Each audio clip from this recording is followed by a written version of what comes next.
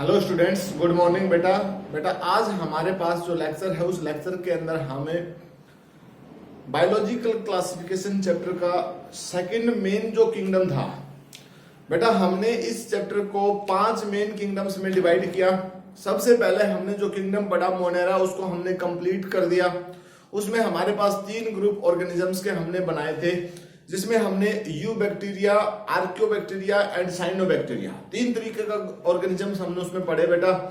आज के लेक्चर में हमारे पास जो ग्रुप है वो है किंगडम यानी सेकंड किंगडम प्रोटिस्टा बेटा।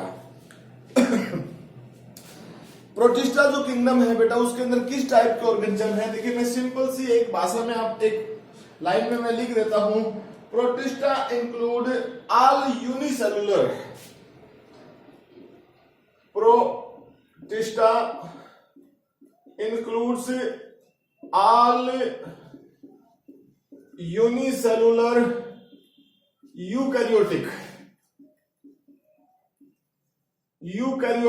देखिए बेटा, इससे पहले वाला जो किंगडम था हमारे पास ही, उस किंगडम में भी यूनिसेलुलर थे, लेकिन बेटा वहां पर प्रोकैरियोट थे, यहां पर eukaryotic. If protista include all unicellular eukaryotic micro organisms. ठीक है बेटा, माइक्रो ऑर्गेनिजम्स एक्सेप्ट भी है बेटा, एक्सेप्ट सम कुछ ऐसे ऑर्गेनिजम्स है जो इनको हम नहीं इंक्लूड कर सकते इसमें, जैसे लाइक दैट क्ले माइडो मोनाज एल्गी बेटा, क्लोरेला जो एल्गी है बेटा वो, या फंगस की बात करते हैं, फंगस जैसे बेटा ईस्ट, ये सब ऑर्गेनिजम्स हमारे पास इसमें नहीं इंक्लूड होंगे। समझ गए ना आप? इस बात को याद रखना, मैंने एक्सेप्ट लिख दिया है, ये इसमें इंक्लूड नहीं होंगे, क्योंकि इनके पास देखिए यहां पर क्या है, क्लेमाइडोमोनाज है, क्लोरेला है, इनके पास है प्लांट किंगडम जैसी नेचर है बेटा। यहाँ पर ये ईस्ट जो है वो एक अलग से किंगडम बना हुआ है जिसको फंजाई बोलते हैं। उस फंजाई के अंदर इसके ऑर्गेनिजम्स आते हैं। तो यहाँ पर हमने जो डिवाइड किया बेटा, उसमें हमारे पास क्या है, ऑल यूनिसेलुलर यूकैरियोटिक, लेकिन फिर हमने लिखा है एक्सेप्ट क्लेमाइडोमोनाज या क्लोरेला, या हमने फंगस में ईस्ट को इंक्लूड कर दिया बेटा। यहां पर हमारे पास इन सब चीजों को छोड़कर है। अब ये जो ऑर्गेनिजम्स हैं बेटा, इन ऑर्गेनिजम्स की जो कैटेगरी बनी हुई है, उन कैटेगरीज के बेस के ऊपर हम इसके कैरेक्टरिस्टिक्स पढ़ते हैं। अब हमारे पास यहां पर बेटा इसके कुछ जनरल कैरेक्टरिस्टिक्स हैं। ठीक है, कैरेक्टरिस्टिक्स देखिए, जनरल कैरेक्टरिस्टिक्स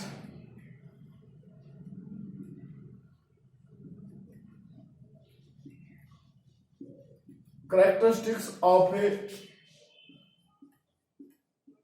प्रोटिस्टा के अंदर जनरल कैरेक्टरिस्टिक्स में सबसे पहले क्या है बेटा, हमारे पास उसकी हैबिटेट्स की बात हम करते हैं। हैबिटेट्स सबसे पहले हम किसकी बात करते हैं?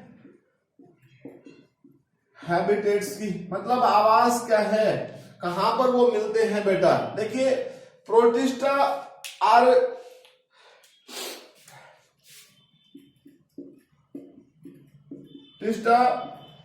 Found in everywhere in water bodies. हमने बताया कि कहां पर, एवरीवेयर इन वाटर बॉडीज। बेटा लैंड की बात नहीं कर रहे हम, किसकी बात कर रहे हैं? वाटर की बात कर रहे हैं। तो वाटर में प्रेजेंट होते हैं। Mostly are found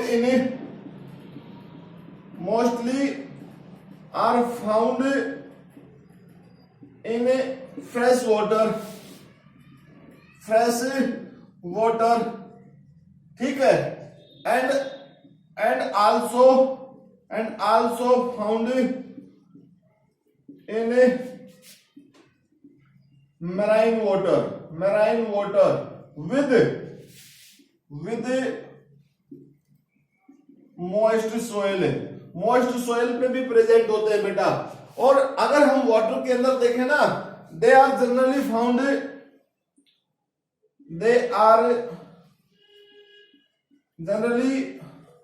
found on the surface of the water body, water body यानी वाटर की सरफेस के ऊपर मिलते हैं, वाटर बॉडी में वाटर की सरफेस पे, so they are called plankton है, ठीक है ना बेटा। इसी के कारण क्या बोलते हैं इनको, सो दे आर कॉल्ड प्लैंकटन, इसलिए इनको क्या बोलते हैं बेटा, प्लैंकटन भी बोलते हैं, समझ गए ना। तो ये हमारे पास हैबिटेट है। दूसरा कैरेक्टर हम बात करते हैं सेलुलर स्ट्रक्चर की, यानी प्रोटिस्टा स्ट्रक्चर की बात करते हैं। सेकंड कैरेक्टर हमारे पास क्या है बेटा, प्रोटिस्टा स्ट्रक्चर, ठीक है। तो सेकंड है हमारे पास ये प्रोटिस्टा स्ट्रक्चर।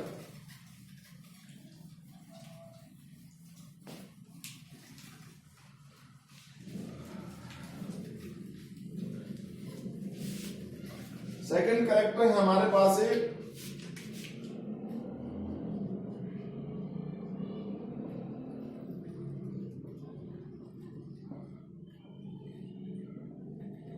बेटा, यहां पर सेकंड कैरेक्टर हमने बताया प्रोटिस्टा स्ट्रक्चर, पहला हमने हैबिटेट बताया, सेकंड बताया प्रोटिस्टा स्ट्रक्चर। बेटा इसके केस में हम एक सेल का डायग्राम ड्रॉ करते हैं, लेकिन उससे पहले हम आपको एक बात बताते हैं कि प्रोटिस्टा से पहले हमने मोनेरा किंगडम पढ़ा। अब मोनेरा किंगडम के अंदर बैक्टीरिया इंक्लूड थे, बैक्टीरिया इंक्लूड थे बेटा। और यहां पर क्या है, प्रोटिस्टा, मतलब प्रोटिस्टा यूकैरियोटिक ऑर्गेनिज्म तो है, लेकिन यहां इनके पास कुछ ऐसी कैरेक्टर भी है बेटा जो इसको प्रोकैरियोट से रिजेंबल करती है। तो इसका मतलब हम ये कह सकते हैं कि ये यूकैरियोटिक सेल तो है, लेकिन कंप्लीटली यूकैरियोटिक सेल नहीं है बेटा, ठीक है ना, कंप्लीटली यूकैरियोटिक सेल्स नहीं है। मैं जब इसका डायग्राम ड्रॉ करूंगा तो आप लोगों को ये बात बताऊंगा कि कहां पर एक तरीके से हम ये कह सकते हैं कि ये प्रोटिस्टा के कैरेक्टर नहीं, प्रोटिस्टा के कैरेक्टर्स है, और ये कहां पर यूकैरियोटिक्स के कैरेक्टर्स है बेटा। तो यूकैरियोट्स के देखिए ये जो डायग्राम मैंने बना दिया इसके पास इस तरीके से, ठीक है, ये नॉर्मली सेल की स्ट्रक्चर बना दी बेटा मैंने। इस सेलुलर स्ट्रक्चर के अंदर एक तरीके से मूवमेंट के लिए, लोकोमोशन के लिए फ्लैजिला भी प्रेजेंट है। ये फ्लैजिला भी हमने शो करके दिखा दिया। अब ये जो स्ट्रक्चर दिखाई दे रही है बेटा, इस स्ट्रक्चर को आप ध्यान से देखिए, इस स्ट्रक्चर के अंदर न्यूक्लियस भी प्रेजेंट है। ये जो स्ट्रक्चर है बेटा, इस स्ट्रक्चर में न्यूक्लियस प्रेजेंट है। मैं स्ट्रक्चर में न्यूक्लियस ड्रॉ करता हूं, ये देखिए मैं यहां पर न्यूक्लियस ड्रॉ कर रहा हूं बेटा, और इस न्यूक्लियस को ड्रॉ करते टाइम पर मैंने डॉटेड लाइन लगाई है बेटा। इसका मतलब न्यूक्लियर मेम्ब्रेन तो है, लेकिन वो कंप्लीटली फॉर्म्ड नहीं है। जो किसका कैरेक्टर था बेटा, एक तरीके से ना तो वो कंप्लीट प्रोकैरियोट का कैरेक्टर है और ना ही वो यूकैरियोट का कैरेक्टर, क्योंकि यूकैरियोट्स के केस में तो न्यूक्लियर मेम्ब्रेन डेवलप हो जाती है और फ्लैजिला भी प्रेजेंट नहीं होता। फ्लैजिला भी प्रोकैरियोट्स का एक कैरेक्टर है। तो एक तरीके से हम ये कह सकते हैं। उसके बाद बहुत सारे कैरेक्टर हैं बेटा, देखिए हम उनको ड्रॉ करते हैं। अलग अलग कैरेक्टर हैं हमारे पास।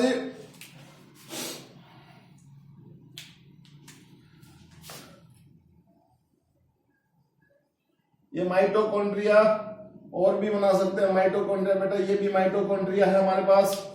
ये हम इसकी सहायता से बना देते हैं फोटोसिंथेसिस के लिए।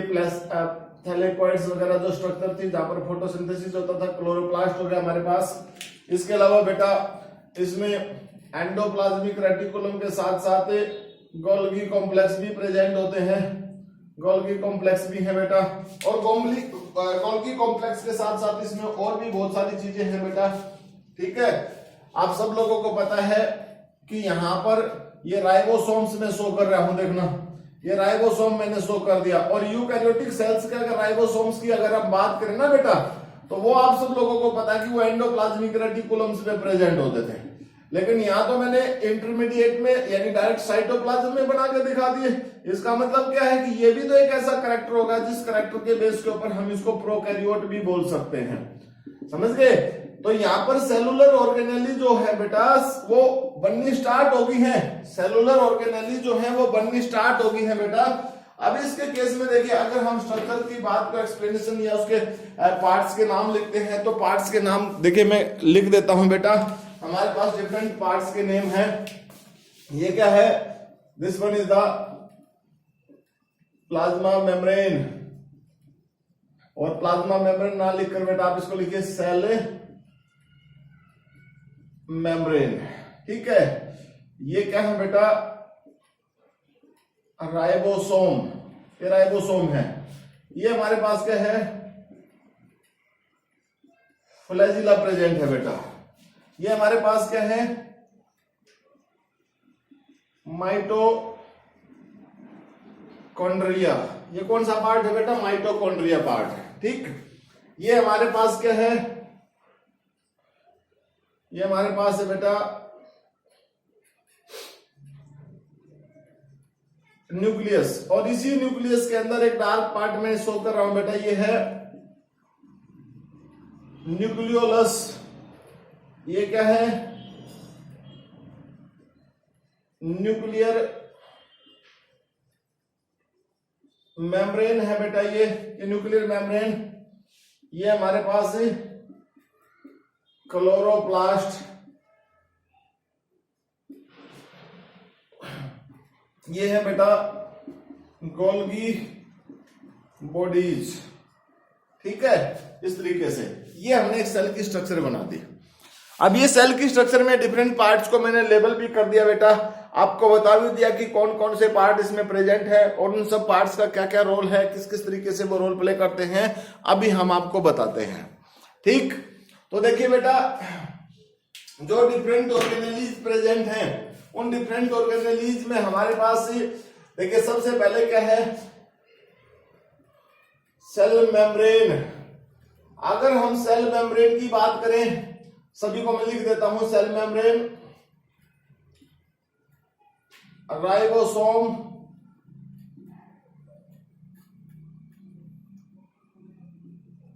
क्लोरोप्लास्ट,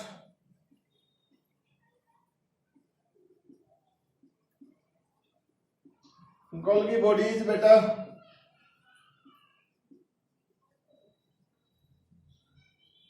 माइटोकॉन्ड्रिया, न्यूक्लियस,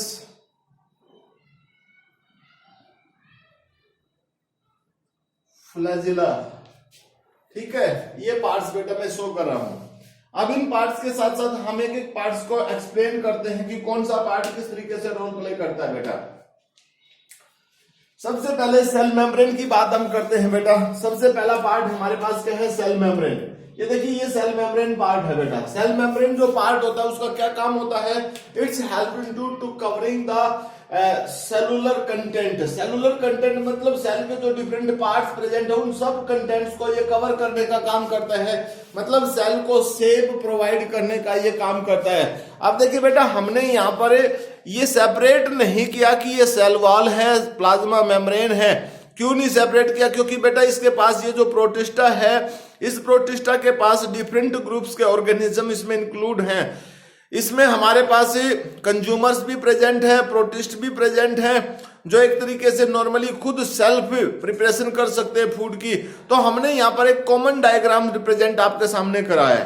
उस कॉमन डायग्राम्स की बात अगर हम करें बेटा, तो उसमें मैंने डिफरेंट पार्ट्स को शो किया। सबसे पहले आप लोगों को मैंने सेल मेम्ब्रेन के बारे में बताया। सेकंड पार्ट हमारे पास क्या है बेटा, राइबोसोम प्रेजेंट है, ठीक है। जो राइबोसोम होते हैं वो आपको पता है किस टाइप के होते हैं।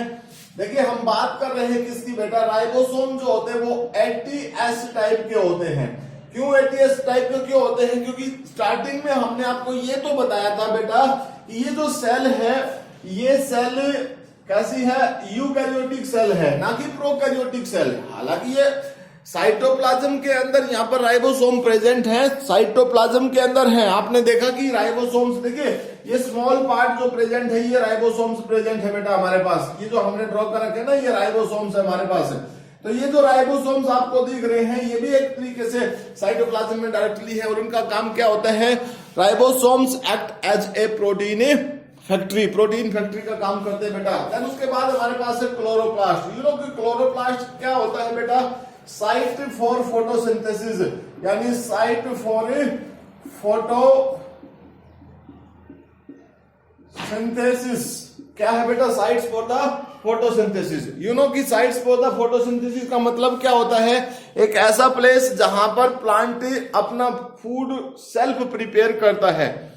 यानी क्लोरोप्लास्ट जहां पर फोटोसिंथेसिस होता है, और फोटोसिंथेसिस का मतलब क्या होता है, a process in which green plant, यानी मीन्स जिसके पास क्लोरोप्लास्ट है, क्लोरोफिल पिगमेंट है, which makes their food by the help of carbon dioxide, water in the presence of sunlight. उस प्रोसेस को हम फोटोसिंथेसिस बोलते हैं। तो बेटा इसमें इस प्रोटिस्टा जो फाइलम है इसके अंदर बहुत सारे ऑर्गेनिज्म ऐसे होते हैं जो अपने फूड को सेल्फ प्रिपेयर कर लेते हैं, यानी अपना खाना खुद बना सकते हैं। देन उसके बाद हमारे पास कौन सा पार्ट है बेटा, गोल्गी कॉम्प्लेक्स, यानी Golgi body. You know this region is called the Golgi body और Golgi complex. You know Golgi complex, Golgi body जो होती है बेटा, वो एक ऐसी ऑर्गेनेली थी जिस ऑर्गेनेली के अंदर स्टोरेज का वर्क होता था, जो ऑर्गेनेली ट्रांसपोर्ट करने में मदद करती थी, और इसी ऑर्गेनेली की सहायता से एक स्पेशल पार्ट बनता था। जब हमने यूकैरियोटिक सेल्स की बात की थी तो वहां पर जो पार्ट बनता था बेटा, that part is called the lysosome. और लाइसोसोम आपको पता है सुसाइडल बैग का काम करता है। तो मतलब एक नॉर्मल वे में ये जो ऑर्गेनेली है अभी काम जो करती है वो स्टोरेज का और ट्रांसपोर्ट का करने में मदद करती है बेटा। देन उसके बाद है माइटोकॉन्ड्रिया।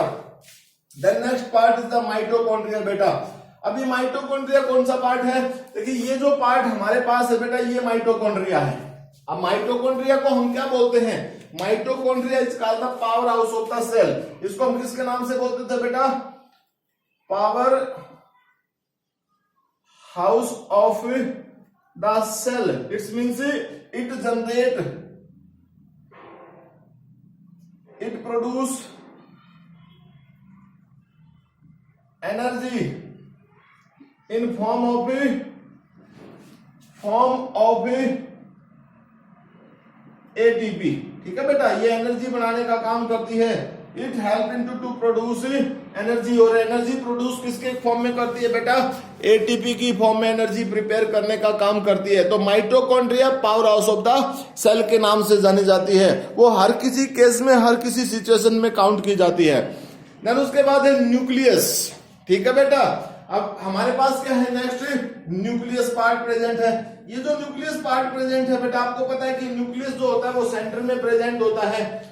न्यूक्लियस जो होता है वो सेंटर में प्रेजेंट होता है, और इसको क्या बोलते हैं, brain of the cell. Nucleus को हम ब्रेन ऑफ द सेल के नाम से भी बोलते हैं। ये क्या करता है, it's help into to control coordination, यानी जो भी कंडीशन होती है, सेलुलर एक्टिविटी जो होती है, उन सभी एक्टिविटीज को कंट्रोल कोऑर्डिनेट करने का काम कौन करता है, ब्रेन करता है बेटा। तो ब्रेन करता है, और ब्रेन क्या है, ब्रेन न्यूक्लियस को बोलते हैं। अब एक बार आप ध्यान दीजिए, न्यूक्लियस के चारों तरफ जो न्यूक्लियर मेम्ब्रेन है बेटा, वो डॉटेड फॉर्म में मैंने दिखा रखी है। डॉटेड फॉर्म में क्यों दिखा रखी है, क्योंकि देखिए इसके केस में जो न्यूक्लियस है वो कंप्लीटली कंपोज्ड फॉर्म में नहीं है बेटा। न्यूक्लियर मेम्ब्रेन कंप्लीट फॉर्म में नहीं है। इसका मतलब इससे हमें ये एक सबूत के तौर पे एक एविडेंस मिलता है बेटा कि directly prokaryotes are converted into eukaryotes. ठीक है, अभी फॉर्मेशन की बात हम कर रहे हैं, तो ये भी एक तरीके से एविडेंस है। उसके साथ साथ देखिए हमने उस न्यूक्लियस के अंदर एक और स्मॉल पार्ट दिखा रखा है बेटा, that is called the nucleolus. और nucleolus is help into to formation of a ribosome. किस चीज की फॉर्मेशन करने में हेल्प करता है, formation of ribosomes, formation of ribosomes. आपको पता है ना, राइबोसोम प्रोटीन फैक्ट्री है, और उसको कौन बनाता है, आरआरएनए। तो आरआरएनए कौन सिंथेसिस करता है, न्यूक्लियोलस सिंथेसिस करता है। देन उसके बाद नेक्स्ट है बेटा हमारे पास फ्लैजिला। और फ्लैजिला क्या है, it's help into to locomotion and movement, help in locomotion and movement. Locomotion और मूवमेंट में हेल्प करता है बेटा। ये किस में हेल्प करता है, लोकोमोशन एंड मूवमेंट में। देखिए जो फ्लैजिला होता है यहां पर इस केस में बेटा, इसके अंदर जो अरेंजमेंट होती है ना, वो अरेंजमेंट क्या होती है, 9+2 अरेंजमेंट होती है। प्रोटीन के डबलेट फाइबर प्रेजेंट होते हैं बेटा। कैसे डबलेट फाइबर, कैसे, देखिए यहां पर मैं स्ट्रक्चर बनाता हूं। ये हमारे पास ही मान लीजिए हमने टीएस काट लिया फ्लैजिला का बेटा, और इस टीएस के अंदर क्या चीज प्रेजेंट है, मैंने कहा ना कि 9+2 एक स्पेशल डबलेट स्ट्रक्चर बनी होती है। 9+2 डबलेट स्ट्रक्चर का मतलब क्या होता है? देखिए यहाँ जो सेंटर है बेटा, इस सेंटर में पार्ट इस तरीके से 1 2 3 4 5 6 7 8 और 9 ऐसे पार्ट्स प्रेजेंट है बेटा। इनमें क्या चीज प्रेजेंट है? इसके केस में ट्यूबुलाइन प्रोटीन प्रेजेंट है बेटा। यहां पर हमारे पास ट्यूबुलाइन प्रोटीन के डबलेट प्रेजेंट होते हैं, यानी डबलेट यूनिट्स प्रेजेंट होती है ट्यूबुलाइन प्रोटीन की।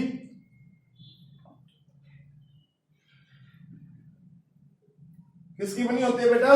ट्यूबुलाइन प्रोटीन की, फॉर्म्ड बाय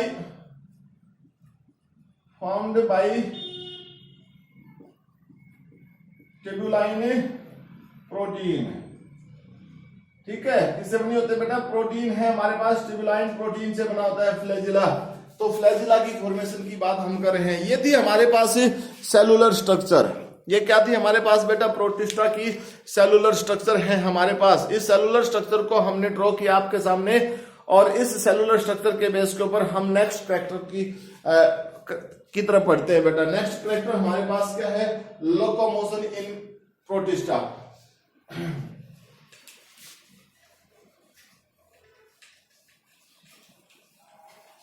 नेक्स्ट कैरेक्टर है character number 3, locomotion in flagella.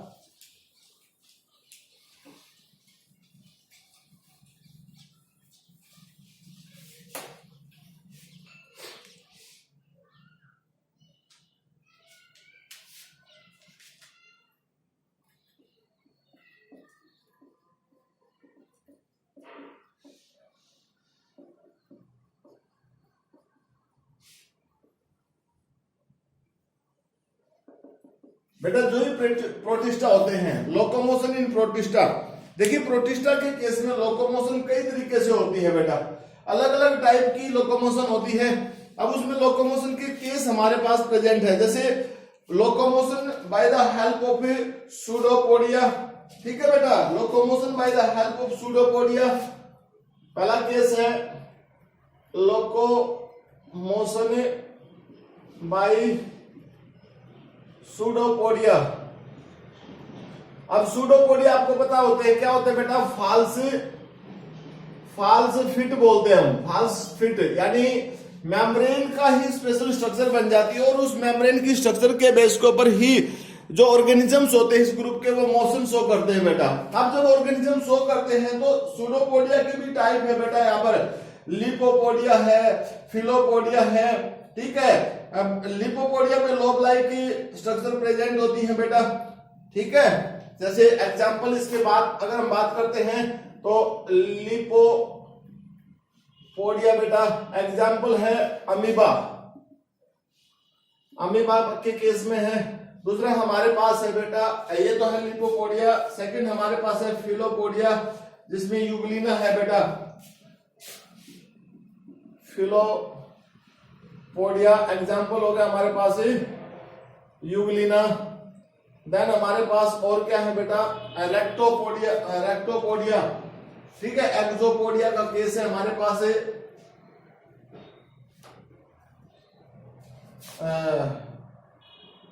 एक्सोपोडिया।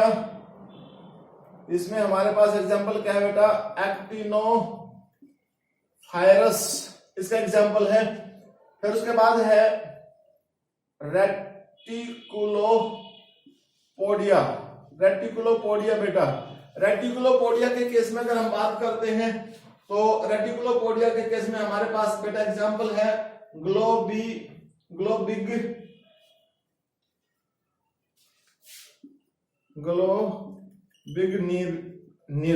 ग्लोबिग्निरा। अब देखिए ये जो है बेटा सूडोपोडिया, अलग अलग टाइप के नाम से पता है। लिपोपोडिया मतलब एक तरीके से ब्लंट एंड जो प्रेजेंट होते हैं मेम्ब्रेन के। फिलोपोडिया एक तरीके से स्पेशल स्ट्रिंग लाइक स्ट्रक्चर्स में प्रेजेंट होते हैं। एक्सोपोडिया में बेटा hard stuff filament like structure में प्रेजेंट होते हैं। और रेटिकुलोपोडिया मतलब एक तरीके से ब्रांच टाइप के सूडोपोडिया प्रेजेंट होते हैं बेटा, उनकी सहायता से। और सूडोपोडिया के केस में अगर लोकोमोशन की जाती है तो बेटा ऐसे केस में जो मूवमेंट होती है वो बहुत स्लो होती है, यानी हम ये कह सकते हैं कि 0.223 माइक्रोमीटर पर सेकंड के बेस के ऊपर, यानी जो मोशन होती है 0.223 माइक्रोमीटर पर second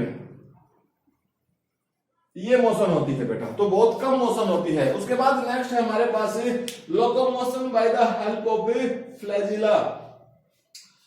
locomotion by the help of flagella.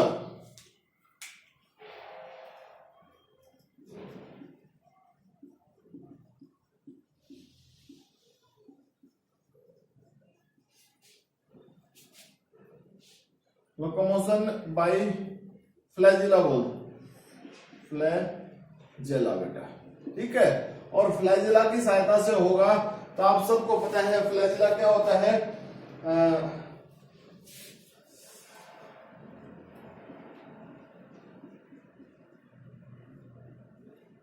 Flagella की सहायता से, ऊपर क्या था बेटा, सूडोपोडिया की सहायता से, नीचे हमारे पास क्या है, फ्लैजिला। क्या होता है बेटा, एक तरीके से हेयर लाइक अपर्चर होता है, अपरेटस होता है, और उसके केस में जो मूवमेंट है, देखिए flagella is here like structure which is formed by doublet of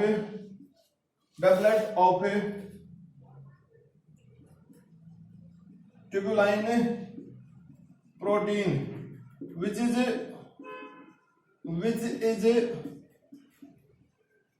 arranged in a 9+2 pattern.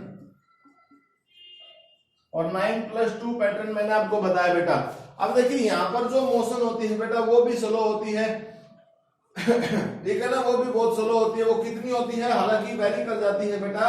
एक तरीके से हम कह सकते हैं कि इट्स 15 टू, हम ये कह सकते हैं 150 टू 300 माइक्रोमीटर पर सेकेंड, इतनी ज्यादा मोशन होती है बेटा इसके केस में। इसके अलावा और भी केस है बेटा, सीलिया की सहायता से hair like fine short hair like structure जो प्रेजेंट होती है उसको हम किस में बोलते हैं बेटा, that is called the cilia. Third हमारे पास क्या है,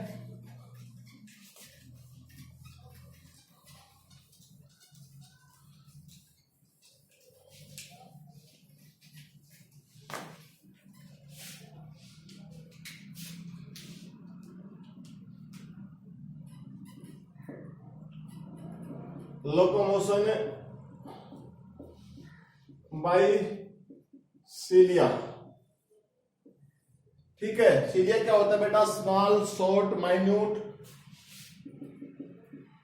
small short hair like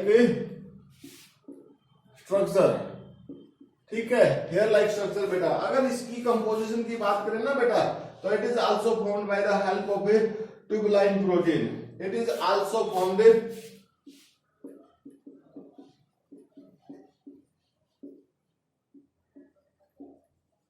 by tubuline protein. tubuline protein से बना हुआ है बेटा ये भी। और इसकी जो कंपोजिशन, इसकी जो स्ट्रक्चर की हम बात करते हैं ना, उस स्ट्रक्चर में हमारे पास क्या होता है कि ये जो मोशन शो करता है, इसके केस में जो मोशन जो होती है थोड़ी सी कुछ ज्यादा होती है बेटा, जैसे 2 mm पर सेकेंड, हम ये कह सकते हैं रेट ऑफ मोशन 2 mm पर सेकेंड। आप देखिए यहां पर एग्जांपल के तौर पे अगर हम बात करें ना, तो इसमें एग्जांपल हमारे पास है पैरामीशियम, हम एग्जांपल डाल सकते हैं बेटा, पैरामीशियम, ठीक है। तो पैरामीशियम के केस में, इसके अलावा और भी मोशन होती है बेटा, रिगलिंग लोकोमोशन से वॉर्म लाइक मूवमेंट होती है, नॉन फ्लैजिलेटरी होती है बेटा। कौन सी है, हम रिगलिंग बोल रहे हैं, कौन सी,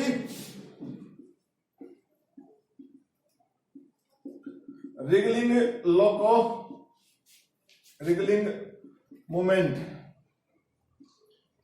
रिगलिंग मूवमेंट, रिगलिंग मूवमेंट का मतलब क्या होता है बेटा, वॉर्म लाइक मूवमेंट, और इसको बोल सकते हैं नॉन फ्लैजिलेटरी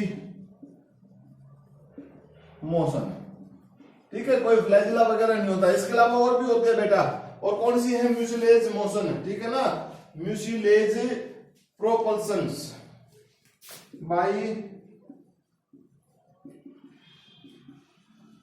म्यूसिलेज, ठीक है ना,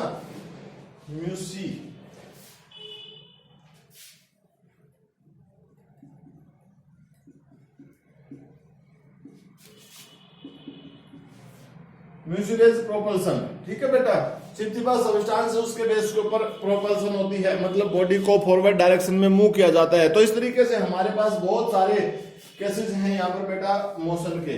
अब हमारे पास है next character nutrition in protista. बेटा न्यूट्रिशन की बात अगर हम प्रोटिस्टा में करते हैं तो कैसे हो सकता है? हमारे पास नेक्स्ट कैरेक्टर है न्यूट्रिशन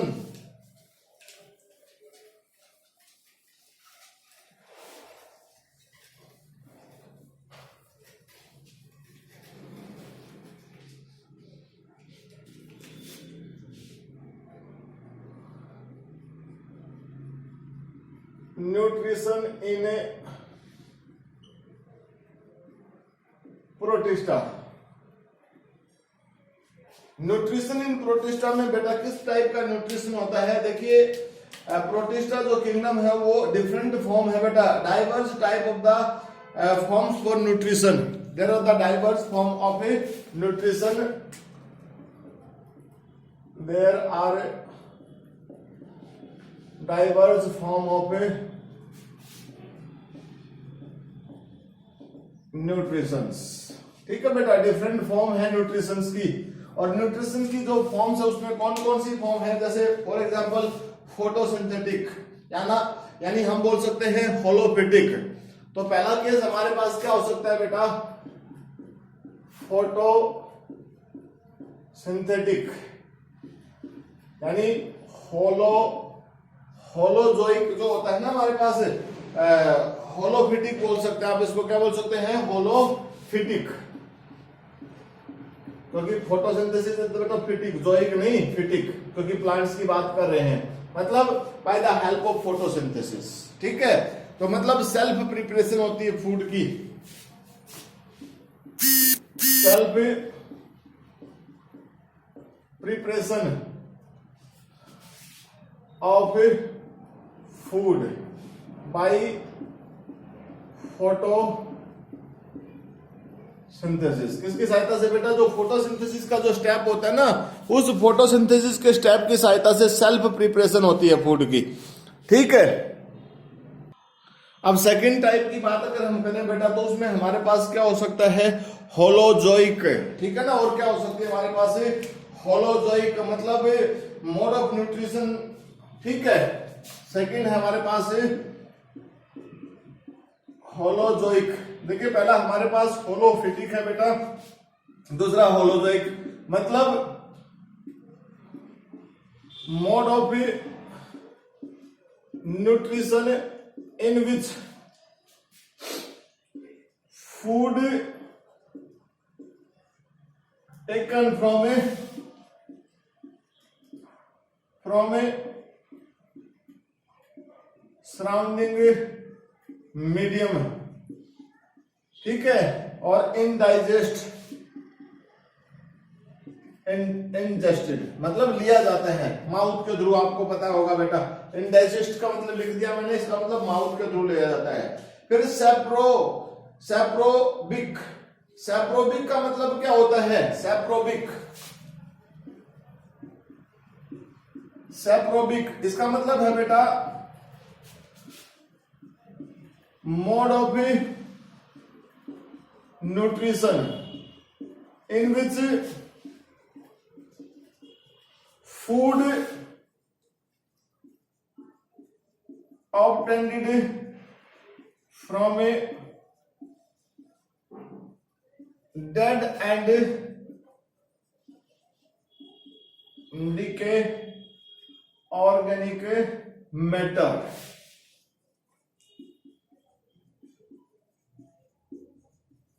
ठीक है बेटा। डेड और डीके जो ऑर्गेनिक मेटेरियल्स होता है, मैटर जो होता है, उसकी सहायता से फूड प्रिपेयर किया जाता है बेटा। इसको हम क्या बोलते हैं? सैप्रोबिटिक के नाम से बोलते हैं। ठीक है, आप देखिए फोटोसिंथेसिस की हमने बात की, self preparation of the food, ठीक है, सेल्फ प्रिपरेशन होगी बेटा। दूसरा हमने होलोजोइक की बात की, फूड को कैसे सराउंडिंग एरिया से लेंगी, बाई मीडियम इंजेस्ट किया जाएगा। सेप्रोबिक की बात की, obtained food from the dead and decay organic matters, dead and decay organic matter जो है उसकी सहायता से फूड को ऑब्टेन किया जाता है बेटा।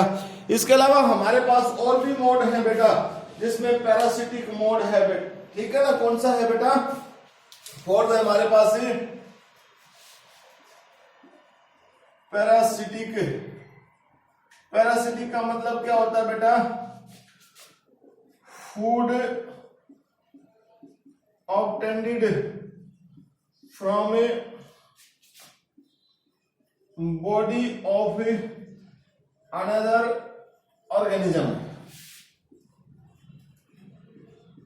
Another living organism, living organisms, ठीक है बेटा, ऑर्गेनिजम्स। जैसे एग्जांपल यहां हम लिखते ना प्लाज्मोडियम, प्लाज्मोडियम वाइवेक्स, जिससे मलेरिया होता है बेटा, वो हमारी आरबीसी के अंदर या लीवर सेल के अंदर एंटर कर जाता है, उससे वो फूड लेता है, यानी पैरासाइट है ये, एक तरीके से दूसरे की बॉडी के ऊपर सरवाइव करके फूड प्रिपरेशन की बात करता है।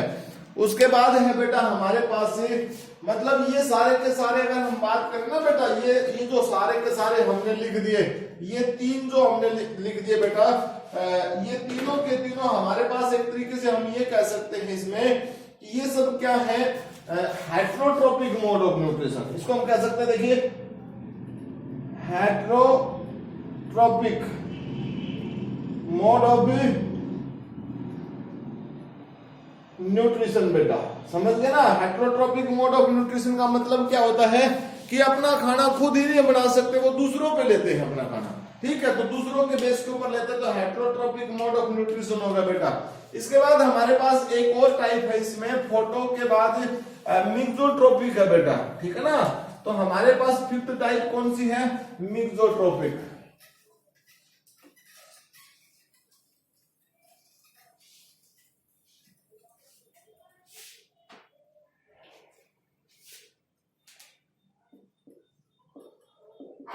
मिक्सोट्रोपिक मतलब both टाइप्स ऑफ न्यूट्रिशन बेटा, मतलब ऑटोट्रोपिक भी एंड हेट्रोट्रोपिक भी, दोनों कंडीशन शो कर सकते हैं। एग्जाम्पल बेटा यूग्लिना हमारे पास इसका एग्जाम्पल है, ठीक है, इसमें दोनों कंडीशन है फूड ऑब्टेन करने की, भाई किसी भी तरीके से वो अपना फूड बना सकता है। इसके बाद नेक्स्ट कैरेक्टर है हमारे पास बेटा रिप्रोडक्शन इन ए प्रोटिस्टा, ठीक है बेटा। नेक्स्ट कैरेक्टर हमारे पास है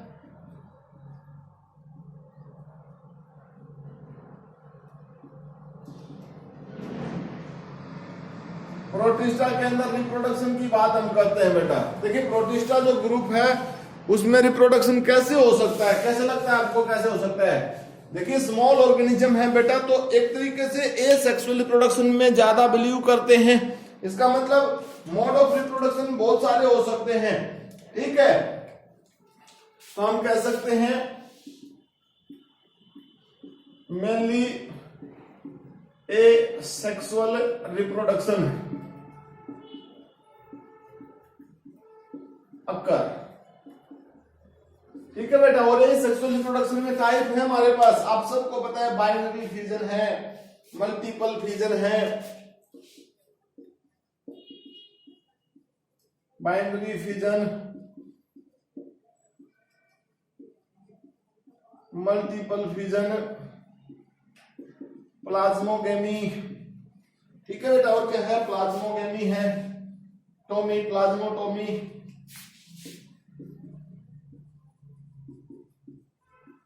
स्पोर फॉर्मेशन,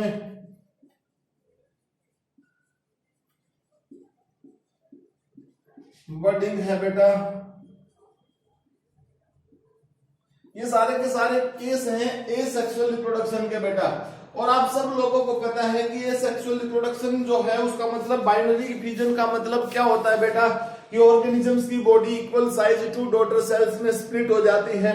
मल्टीपल फिजन का एग्जांपल क्या हो सकता है बेटा, प्लाज्मोडियम वाइवेक्स, जिसमें क्या होता है कि पेरेंट्स बॉडी है बहुत सारी कॉपीज में डिवाइड हो जाती है, उसको मल्टीपल बोलते हैं।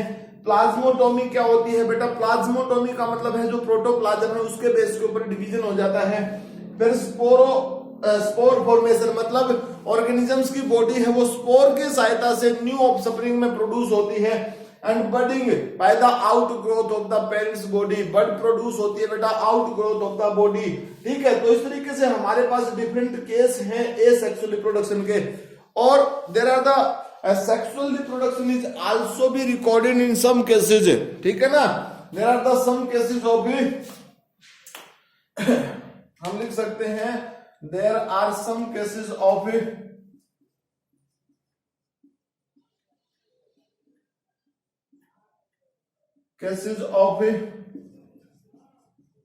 Sexual reproduction. बहुत सारे केसेस ऐसे भी हैं बेटा जिसमें सेक्सुअल रिप्रोडक्शन होता है, गैमेट फॉर्मेशन होती है, 2n बनता है, उस गैमेट के बाद फॉर्मेशन के बाद क्या होता है, सिंगैमी, आइसोगैमी, एनाइसोगैमी, ये सब कंडीशंस के बेस के ऊपर होती है। मतलब आइसोगैमी का मतलब सेम टाइप के गैमेट, एनाइसोगैमी का मतलब डिफरेंट साइज के गैमेट जो होते हैं शेप साइज स्ट्रक्चर के बेस के ऊपर उनका फ्यूजन होता है बेटा। और ऊगैमी भी होती है, मतलब गैमेट्स के बेस के ऊपर नॉन लार्ज गैमेट जो है बेटा वो नॉन मोटाइल्स है और जो स्मॉल गैमेट है बेटा वो मोटाइल्स है। तो आज का जो लेक्चर हमारे पास है बेटा, इस लेक्चर के अंदर हमने आपको प्रोटिस्टा किंगडम के जर्नल कैरेक्टरिस्टिक्स पढ़े हैं, जिसमें हमने हैबिटेट की बात की, सेलुलर स्ट्रक्चर की बात की बेटा, लोकोमोशन की बात की जिसमें फ्लैजिला से, सीलिया से, सूडोपोडिया से, म्यूसिलेज मेम्ब्रेन से, या कोई और जो रिगलिंग टाइप है बेटा लोकोमोशन का, उसके बारे में पढ़ा। फिर हमने मोड ऑफ न्यूट्रिशन की बात भी की, डिफरेंट टाइप के मोड ऑफ न्यूट्रिशन हमने बताया बेटा। ऑटोट्रोपिक्स का केस भी बताया हमने, जिसमें होलोफिटिक था, होलोजोइक भी बताया हमने, पैरासिटिक भी, सेप्रोबिक भी बताया बेटा, और मिक्सोट्रोपिक भी बताया। देन रिप्रोडक्शन की बात की, हमने कहा कि ए सेक्सुअल रिप्रोडक्शन मोस्टली केसेस में होता है और ये सब उसकी टाइप है, binary, multiple, plasmotomy, spore formation, budding. और कुछ केसेस ऐसे भी हैं बेटा जिनके केस में सेक्सुअल रिप्रोडक्शन को रिपोर्ट किया गया है, उसमें आइसोगेमी भी होती है, आइसोगेमी भी होती है, एन आइसोगेमी भी होती है, इसके अलावा मतलब ऊगेमी भी होती है। ये सब रिकॉर्डेड की गई है बेटा, ठीक है ना। तो आज का हमारे पास ये इस लेक्चर में इतना ही बेटा। नेक्स्ट जो लेक्चर होंगे बेटा उसमें हमारे पास प्रोटिस्टा किंगडम्स का जो सब ग्रुप बना रखे हैं उन ग्रुप्स को 1 by 1 करके हम स्टडी करेंगे बेटा। तो आज के लिए इतना ही, बाय, मिलते हैं बेटा नेक्स्ट लेक्चर में। Thank you.